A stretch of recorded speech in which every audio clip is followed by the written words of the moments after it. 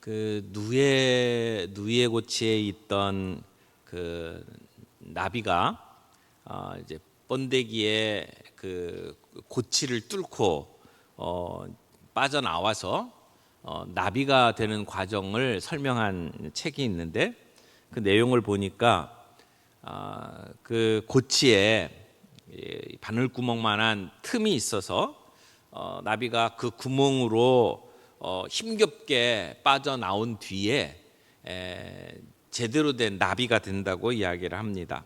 근데 그 틈으로 이렇게 빠져나오는 과정이 한 반나절 정도 된다고 이야기를 하는데, 그 힘든 과정을 거쳐 나와야 그때 비로소 화려한 나비가 되어서 날아갈 수가 있다고 설명을 합니다.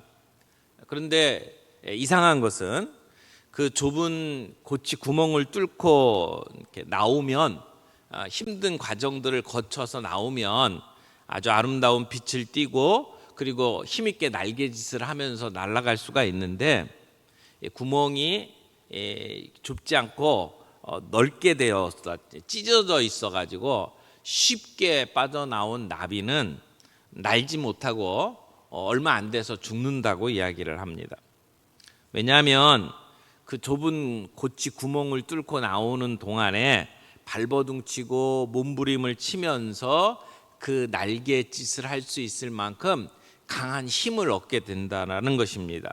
그 과정을 생략하면, 그게 너무 힘들고 어려운 것 같아서 누군가가 그걸 찢어주고 쉽게 빠져나올 수 있도록 만들어버리면 그 날개짓을 할 수 있을 만큼의 힘을 얻지 못하고 결국은 날개 근육을 갖지 못한 나비는 날 수가 없고 그리고 죽게 된다고 이야기를 합니다. 어떻게 보면 그 반나절의 시간이 고난의 시간이고 힘든 시간인지 모르지만, 나비에게는 날개 근육을 만들어주는 성장의 시간이다, 그렇게 말할 수 있다라고 하는 것입니다.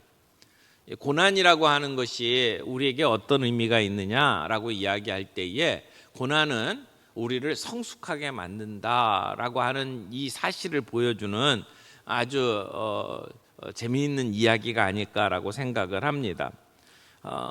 성경에 고난에 관해서 이야기를 하는 부분들이 많이 있는데, 특별히 오늘 저희들이 함께 읽은 이 욥기서는 고난에 대해서 이야기를 하고 있습니다.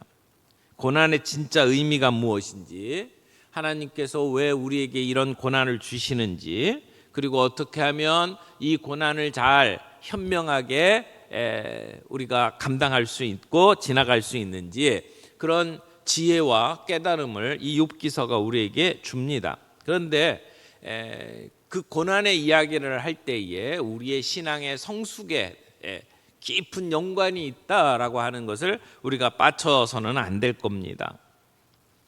욥은 하나님께서 허락하신 이 고난의 자리를 통해서 성장할 수가 있었습니다. 하나님이 어떠하신 분인지를 알 수가 있었습니다.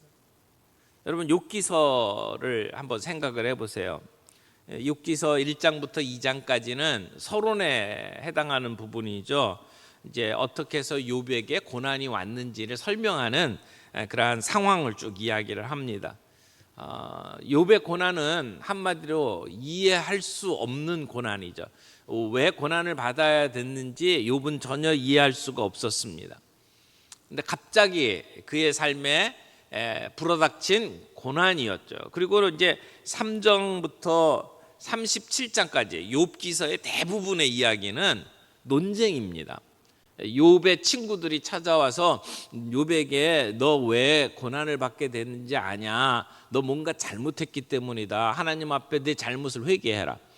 인과 응보라고 하는 그 관념에서 벗어나지 못하고 욥에게 찾아와서 너 고난받는 것은 분명히 이유가 있으니까 하나님하고 그 문제 해결해라 라고 이야기를 하는 장면이에요. 그래서 총 3번에 걸쳐서 욥과 욥의 친구들이 변론하는 부분이 욥의 대부분 내용입니다. 3장부터 37장까지 내용이죠. 그리고 나서 욥에게 하나님이 찾아오십니다. 그래서 하나님이 욥에게 하시는 말씀이 나옵니다. 이게 38장부터 41장까지 뒷부분에 나오는 내용입니다. 그래서 욥과 친구들과의 그 논쟁에 종지부를 찍으시고 이 고난이 우리에게 왜 왔는지를 설명해 주시는 내용이 바로 38장에서 41장, 그리고 오늘 우리가 함께 읽은 42장은 그 하나님의 말씀을 들은 욥이 하나님 앞에서 자기의 믿음과 신앙을 고백하는 내용으로 이렇게 되어 있습니다. 그러니까 까닭 모를 고난을 맞았고 그 고난 앞에서 친구들과 이렇게 논쟁을 장황하게 했고, 그리고 나서 하나님께서 나타나셔서 욥에게 말씀하시는, 그래서 이런 과정들을 통해서 결국은 내가 알고 있던 것이 다가 아니고 더 큰 하나님의 뜻을 알게 되고, 그래서 하나님 앞에서 겸손하게 회개하고 엎드리는 내용이 이 욥의 이야기라는 말입니다. 그래서 때때로 우리에게 찾아오는 고난 앞에서 우리가 어떻게 하나님 앞에 서야 되는지를 보여주는 것이 욥기의 말씀이라고 할 수 있어요. 근데 오늘 본문 말씀에서 고난을 만났던 욥이 하나님을 만나고 어떻게 변화되었느냐, 우리가 그 질문 앞에서 받을 수 있는 분명한 깨달을 수 있는 진리 하나는, 우리가 하나님 앞에 기도할 때에 우리는 내가 말하는 것을 멈추고 하나님이 말씀하시는 것을 귀 기울이는 기도를 해야 된다라고 하는 겁니다. 다시요.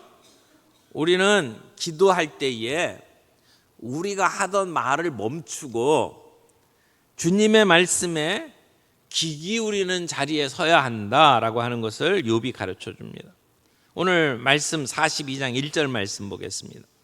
욥이 여호와께 대답하여 이르되, 이제 하나님의 말씀을 쭉 들었던 욥이 하나님의 말씀 앞에서 대답을 하는 장면이 나오는 거예요. 그래서 욥이 여호와께 대답하여 이르되, 그러니까 앞에 욥이 자기 친구들과 논쟁하는 가운데 욥이 했던 말들을 한번 기억을 해보세요. 욥은 자기가 고난을 당하는 이유를 몰랐기 때문에 탄식합니다. 그리고 친구들이 와서 계속 자기가 알고 있는 고난의 그 철학을 가지고 욥을 힘들게 만들죠. 그때 욥은 탄식하면서 하나님을 원망하는 이야기를 합니다. 왜 나에게 이렇게 어려운 고난을 주시느냐고 하나님께 이야기를 하며 탄식을 하죠. 그런데 그런 친구들과 계속해서 논쟁하는 가운데 하나님께서 욥에게 임하십니다. 폭풍 가운데 하나님께서 임재하셔서 욥에게 하시는 말씀이 어떤 말씀입니까? 그 하시는 말씀을 이렇게 따져보면 대개 이런 얘기예요. 어찌 하나님과 다투며 하나님과 변론하느냐? 내가 땅에 기초를 놓은 자며 바다에 물을 가둔 자가 나임을 알지 못하느냐? 나는 교만한 자를 낮추며 아이를 심판하는 주관자임을 내가 알지 못하느냐? 이 땅의 모든 사탄과 마귀를 그 모든 권세를 다스리시고 주관하시는 전능자임을 너는 알지 못하느냐?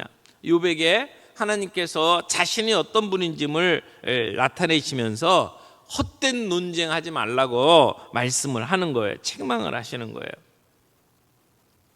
그래서 오늘 본문 2절 3절 말씀에 그가 깨달은 것을 이렇게 설명하죠. 2절 봅니다. 주께서는 못하실 일이 없사오며 모든 계획이든지 못 이루실 것이 없는 줄 아오니 무지한 말로 이치를 가르는 자가 누구니까? 나는 깨닫지도 못한 일을 말하였고 스스로 알 수도 없고 헤아리기도 어려운 일을 말하였나이다. 주님께서는 못하시는 일이 없으신 분이라는 것을 나는 이제 깨달았습니다. 이제 알았습니다. 주님의 계획은 어김없이 반드시 이루어진다는 것도 제가 깨달았습니다. 주님, 제가 잘 알지도 못하면서 주님의 뜻을 흐트려 놓은 자가 바로 접니다. 깨닫지도 못하면서 함부로 말을 했습니다. 제가 알기에는 너무나도 신기한, 너무나도 넓은 세계가 있다는 것을 이제 알았습니다. 이게 욥의 이야기입니다. 여기 2절 뒤에 보니까 아오니라고 이야기하죠. 깨달았다는 얘기예요. 하나님께서 능력의 하나님, 전능하신 하나님, 그것을 뛰어넘어서 그 능력을 베푸시는 전능하신 하나님이 나의 주권자가 되신다, 나를 다스리시는 분이다라고 하는 것을 욥이 명확하게 선언하고 있죠. 욥은 하나님이 전능자라는 것을 알고 있었어요. 하지만 자기가 고난당하는데 하나님은 왜 침묵하고 계시는지 의문을 품었던 사람입니다. 내가 당하고 있는 고난에 대해서 나는 도무지 이해할 수가 없다라고 하는 태도를 계속해서 가지고 있었던 사람입니다. 그러니까 하나님, 왜 나는 이렇게 억울하게 당해야만 합니까? 라고 주장을 하고 있었단 말이에요. 사실 그런 욥의 모습이 바로 우리의 모습 아닙니까? 우리에게 힘들고 어려운 일이 다가오면 우리는 때때로 하나님 앞에서 하나님을 원망합니다. 그리고 도가 지나치면 나 자신을 저주하고 그리고 인생을 포기하려고 하는 자리까지 서게 되는 것이 우리의 모습 아닙니까? 그런데 하나님이 내 삶의 주인이 되어주시고 그 주님이 오늘도 나를 지켜보고 계시고 있다라고 하는 것을 욥은 깨닫게 되는 겁니다. 그래서 하나님은 고난 속에서도 나를 여전히 사랑하고 계신다라고 하는 것을 지금 깨닫고 하나님 앞에 엎드려 회개하며 감사하고 있는 거죠. 사실 우리가 알면 얼마나 알겠습니까? 지금 우리 주변에서 일어나고 있는 일들을 우리가 어떻게 다 알 수가 있습니까? 여러분, 하늘의 별을 한번 보세요. 그 별들이 어떻게 움직여지고 있는지 아직도 미스테리입니다. 신비입니다. 저 멀리에서 오는 그 빛이 도대체 얼마나 걸려서 우리에게 오는지 우리는 정확하게 알지 못합니다. 과학자들은 아직도 우주가 팽창한다고 이야기를 합니다. 우주가 커지고 있대요. 얼마나 커지고 있는지, 그게 언제부터 된 건지 아무도 몰라요. 신비입니다. 그런데 우리는 마치 모든 것을 다 아는 것처럼 우리가 그렇게 말하면서 살 때가 얼마나 많이 있습니까?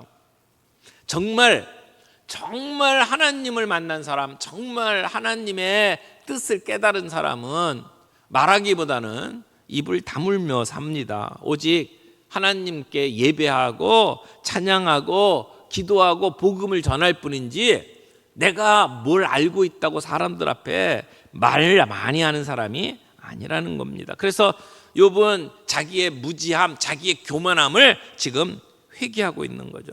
4절 말씀 보겠습니다. 내가 말하겠사오니 주는 들으시고 내가 주께 묻겠사오니 주여 내게 알게 하옵소서. 이 4절 말씀은 번역을 하는 분들이 두 가지로 번역을 해요. 오늘 우리가 읽고 있는 개역 개정 성경에서는 지금 이렇게 번역을 한 거죠. 내가 말을 할 테니까 하나님은 들으십시오. 내가 하나님께 묻겠습니다. 주님 내게 알게 하소서. 이렇게 이야기를 하고 있잖아요. 그런데 다른 성경을 보게 되면 다른 번역을 하고 있어요. 영어 성경 같은 경우에 NIV 성경 같은 경우에는 이렇게 번역을 하고 있습니다. You said, 하나님 주님이 이렇게 말씀하셨습니다. 그리고 따옴표를 땄어요. 따옴표에 뭐라고 되어 있냐면 Listen now and I will speak. 들어라, 내가 말하겠다 라고 주님이 말씀하셨습니다. I will question you. 내가 너에게 질문을 할 거다. 그리고 and you shall answer me. 나에게 대답해라. 그러니까 이 얘기, 들어라, 내가 말하겠다. 그리고 내가 질문하겠다, 너 대답해라 라고 하는 것은 지금 욥이 하는 얘기가 아니고 하나님이 말씀하신 것을 인용하는 말로 해석을 했어요. 그러니까 하나님께서 말씀하시는 거예요. 들어라, 내가 말할 테니까, 내가 물을 테니까 너는 내 말을 듣고 질문에 대답하라고 주님이 말씀하지 않았습니까? 이 얘기는 뭐예요? 그 앞에 하나님께서 계속 욥에게 질문하잖아요. 내가 이런 하나님인 걸 모르느냐 그러면서 계속해서 질문하시는 내용이 욥의 뒷부분 이야기입니다. 하나님께서 하시는 말씀. 그러니까 결국 이 이야기를 할 주체는 욥이 아니라 하나님이고, 그리고 하나님이 말씀하실 때에 욥이 듣고 있는 내용이라는 겁니다. 그래서 새번역 성경 같은 경우에는 오늘 본문, 우리가 읽고 있는 본문을 이렇게 번역을 했어요. 주님께서 말씀하셨습니다. 들어라, 내가 말하겠다. 내가 물을 터이니 내게 대답하여라 하셨습니다. 그러니까 지금 하나님이 그 앞에 하셨던 말씀을 욥이 인용하고 있는 구절로 해석을 하는 그 성경이 훨씬 맞습니다. 그러니까 욥은 하나님께서 미천한 자기에게 찾아오셔서 온갖 질문을 다 해주시고 그리고 말씀해 주시는 것이 너무 감사한 거예요. 그래서 하나님께 그렇게 말씀을 하는 거죠. 하나님께서 욥에게 뭐라고 말씀했습니까? 먼저 들어라, 내가 말할 테니까. 하나님 말씀하시고 너는 들어야 된다라고 말씀하는 거예요. 그리고 먼저 듣고 그 이후에 대답을 하라고 하나님이 말씀하시는 거죠. 무지한 말로 하나님의 뜻을 가리우고 깨닫지도 못하는 말을 하고 스스로 알 수 없는 헤아리기 어려운 이야기를 하던 그 욥에게 너는 말하기를 그치고 이제 들으라고 이야기를 하는 겁니다. 어떻게 보면 지금 하나님께서 욥의 입을 틀어 막고 있는 거예요. 이제는 좀 조용히 해라 라고 말씀하시는 거죠.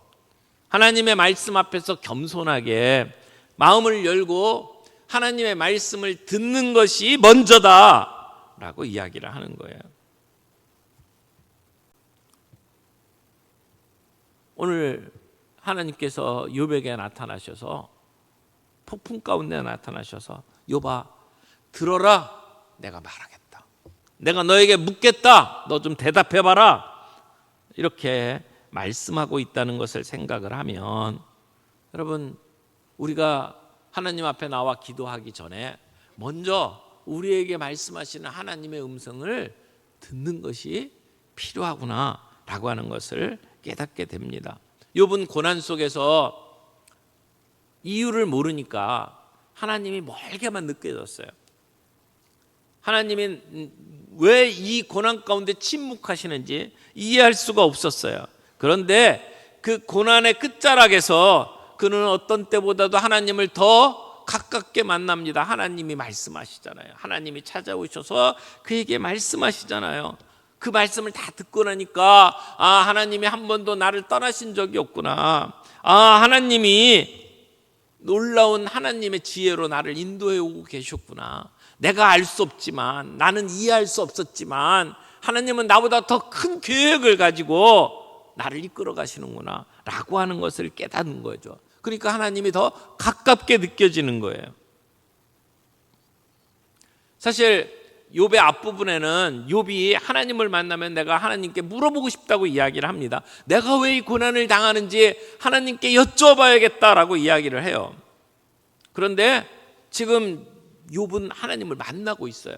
그런데 그 하나님 앞에서 욥이 뭐라고 얘기합니까? 하나님, 나는 왜 하나님 이런 고통을 당해야 합니까? 물어보질 않아요.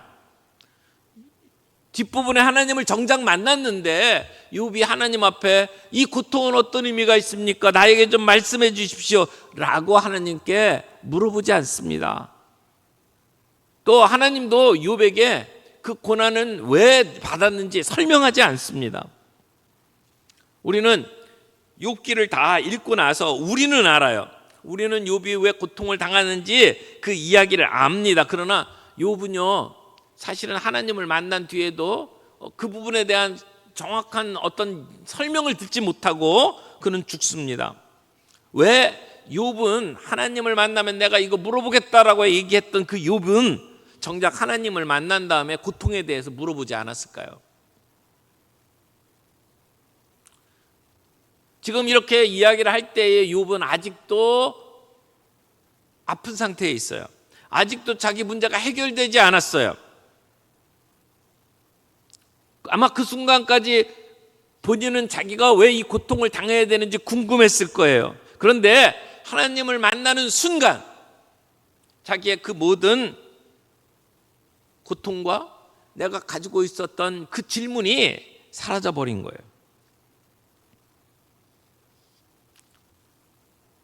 욥에게는 내가 가지고 있는 그 질문보다 더 중요한 것이 하나님이 지금 내 형편을 알고 계시는가? 하나님은 지금 나를 이끌어주고 계시는가? 그거였단 말이죠. 오늘 우리에게 하나님이 눈동자와 같이 나를 지켜보시고 계시고 하나님이 지금 내 형편을 알고 계시고 하나님이 나보다 더 큰 지혜를 가지고 나를 인도하고 계신다라고 하는 것을 아는 것이 정말 중요하다고 욥은 이야기를 하는 겁니다. 욥은 하나님을 만나는 순간 모든 것이 하나님의 손에 달려 있다는 것을 분명하게 깨닫습니다. 그래서 하나님이 나를 알고 계시면 그걸로 난 족하다. 내가 뭐 이건 이렇고 저건 저렇고 해서 이치를 깨달아 알아야만 되는 건 아니다. 여러분 사실 그렇지 않아요? 우리가 사는 인생이 그 이치를 다 알아야만 우리가 이렇게 삶을 누릴 수 있는 겁니까? 자전거 타시는 분들 계시잖아요. 자전거가 어떤 원리로 어떻게 가게 되는지, 어떻게 그 좁은 바퀴를 가지고 흔들리지 않냐고 앞으로 그렇게 달려나갈 수 있는지 그 모든 걸 과학적으로 물리역학적으로 다 압니까? 발 대고 타면 되지? 쌩쌩 날아다니면 되는 거지? 그걸 다 이치를 깨닫고 알아서 하는 게 아니잖아요. 하나님께서 우리의 인생을 이끌어 가실 때에 내가 그 이유가 뭔지를 다 알지 못해도 중요한 것은 하나님이 나를 지켜보고 계시고 내 형편을 이해하고 계시고 나보다 더 큰 하나님의 계획을 가지고 더 좋은 곳으로 나를 이끄신다. 그게 분명하기만 하다면 더 따질 이유가 없다라는 거예요. 그래서 욥은 더 이상 자기의 고통에 대해서 하나님께 여쭤보지 않습니다. 그리고 하나님과의 대화를 마무리합니다. 하나님이 찾아오셔서 너는 왜 알지도 못하는 걸 그렇게 얘기하느냐 책망하셨지만 책망받으면서도 욥은 행복했던 거예요. 하나님이 나와 함께 하시는구나.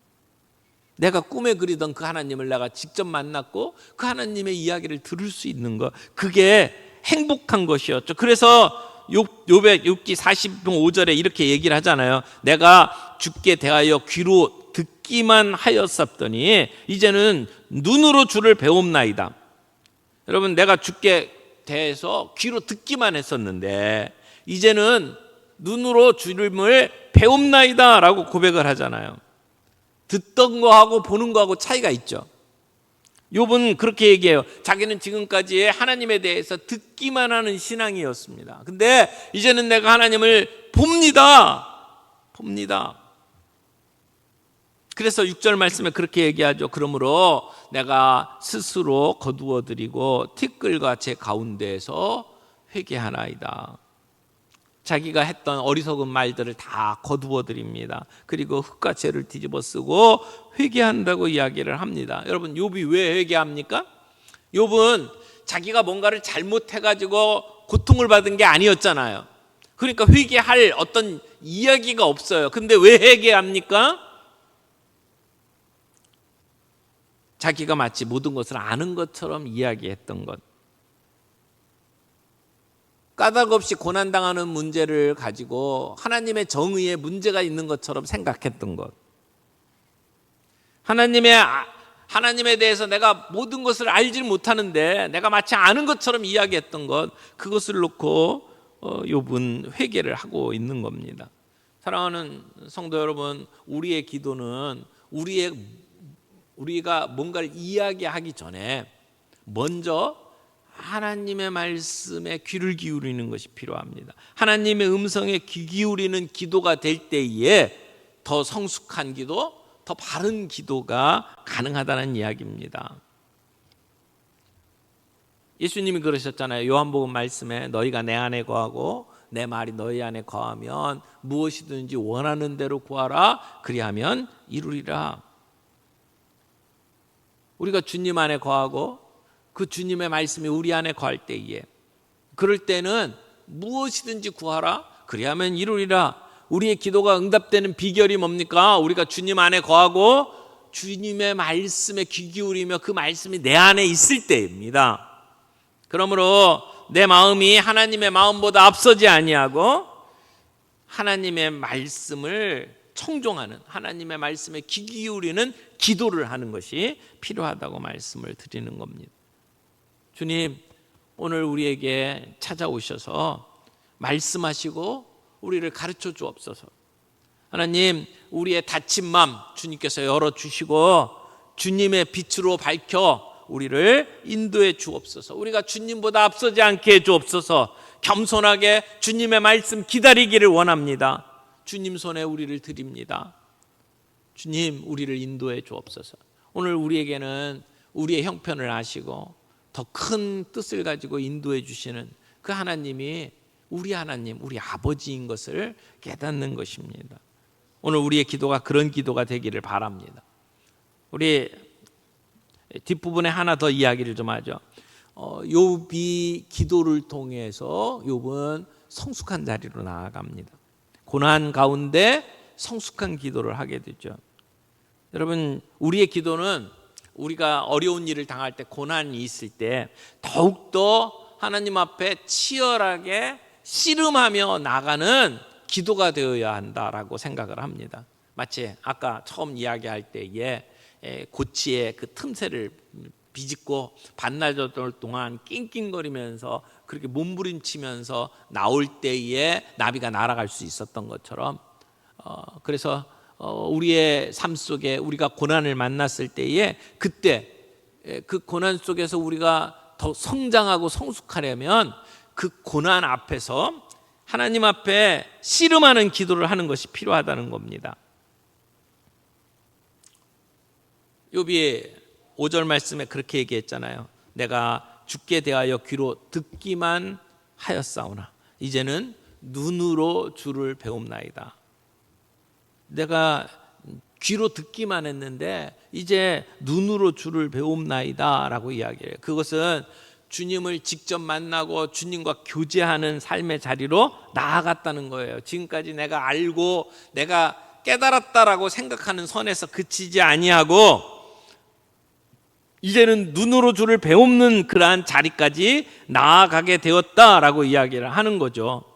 그것은 하나님의 뜻이 무엇인지를 이제는 이해하게 되고 내가 하나님의 그 뜻 앞에 나는 굴복합니다 라고 하는 이야기예요.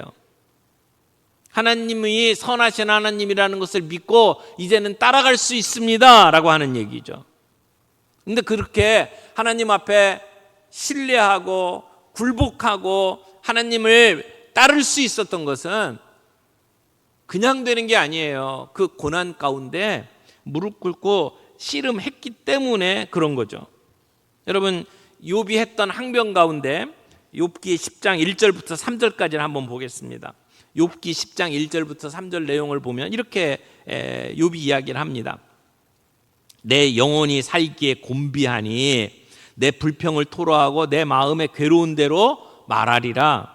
내가 하나님께 아뢰오리니 나를 정죄하지 마시옵고 무슨 까닭으로 나와 더불어 변론하시는지 내게 알게 하옵소서. 주께서 주의 손으로 지으신 것을 학대하시며 멸시하시고 악인의 꾀에 빛을 비추시기를 선히 여기시나이까. 그러니까 지금 욥은 탄식하면서 하나님 앞에 항변하면서 기도를 드리잖아요. 그랬던 욥이 지금은 하나님께 감사를 드리면서 기도하잖아요. 하나님의 영광을 돌리면서 하나님이 나의 하나님 되신 것을 정말 감사합니다. 내가 고난 가운데 지금까지는 귀로 들었던 그 하나님을 내가 이제는 눈으로 만납니다라고 고백을 하고 있잖아요. 거기까지 올 때에 그 항변했던 욥이 감사하는 그러한 욥으로 바뀐 그 사이에 뭐가 있었던 거죠? 사실은 욥은 그 고난 가운데 하나님께 무릎 꿇고 치열하게 씨름하면서 기도했다는 것을 우리는 기억할 필요가 있습니다. 그 고난 가운데 굴복하지 아니하고 자기의 죄를 지적하는 친구들과 끝까지 싸우고 변론하는 가운데 욥은 계속해서 하나님께 기도했다는 사실입니다. 자기의 문제를 가지고 하나님 앞에 나아가 끝까지 씨름하는 욥의 모습, 그런 기도 가운데 그는 하나님과 가까워지고 드디어 하나님이 욥에게 나타나셔서 욥에게 모든 이야기를 하고 계시는 그런 경험을 하게 된 거죠. 어느 순간 보니까 하나님을 직접 만나게 되고 그분이 하시는 이야기를 들을 수 있는 자리까지 나아가게 되는 거죠.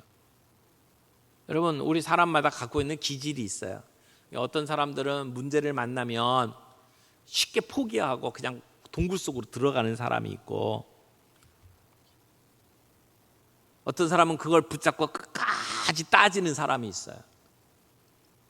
여러분은 어느 쪽의 사람입니까? 치열하게 하나님 앞에서 내 문제를 놓고 씨름하는 그러한 자세를 갖기보다는 그 문제에서 빨리 도망가고 그리고 그냥 잊어버리고 싶어하는 그런 경우들이 많이 있지 않습니까? 근데 하나님께서는 우리의 문제들을 가지고 하나님 앞에 나와 씨름하기를 하나님께서 원하신다는 거예요. 그렇게 하라고 주님이 우리를 초청하신다는 거예요. 여러분, 우리의 자리에서 하나님을 외면하고 문제를 포기하고 그냥 좌절하고 그리고 잊어버리려고 하는 태도보다는 하나님 앞에 그 문제를 끌고 나와 하나님 앞에 씨름하는, 야곱이 자기 인생의 절체절명의 위기를 만났잖아요. 형이, 그 원수같이 생각하던 형이 나를 만나러 온대요. 이게 나를 환영하는 건지 나를 죽이겠다고 오는 건지 잘 모르겠어요.